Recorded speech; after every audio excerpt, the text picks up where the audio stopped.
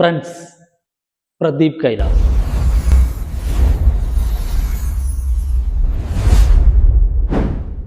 കൈലാസ് ടിപ്സിന്റെ കഴിഞ്ഞ ആഴ്ചയിലെ വീക്കിലി അനാലിസിസിൽ ഞങ്ങൾ പറഞ്ഞിരുന്നു സ്വർണം $4000 കയറി വരുമെന്നും അതിനുശേഷം ഇസ്രയേൽ ഹമാസ് വെടിനിർത്തൽ വന്നാൽ മാർക്കറ്റിൽ ഒരു കറക്ഷൻ നടക്കുമെന്നും.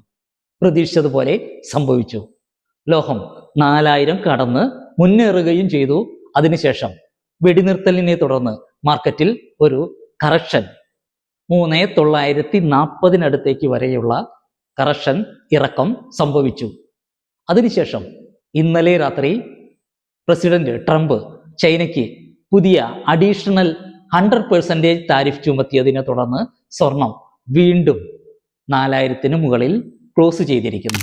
സ്വർണം അടുത്ത ആഴ്ചയിൽ ഉയരും. ലോഹം $4100 കയറി വരും.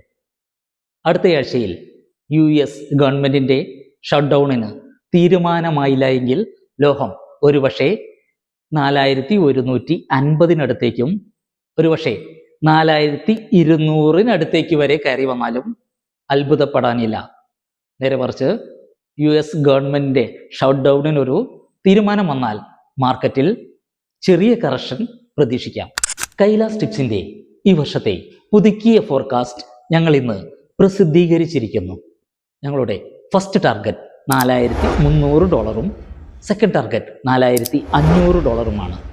അതായത് സ്വർണം ഈ വർഷം അവസാനിക്കുന്നതിന് മുൻപ് 4300 വരെയും ഒരുപക്ഷെ 4500 വരെയും ഉയർന്നേക്കാമെന്ന് ഞങ്ങൾ കണക്ക് കൂട്ടുന്നു.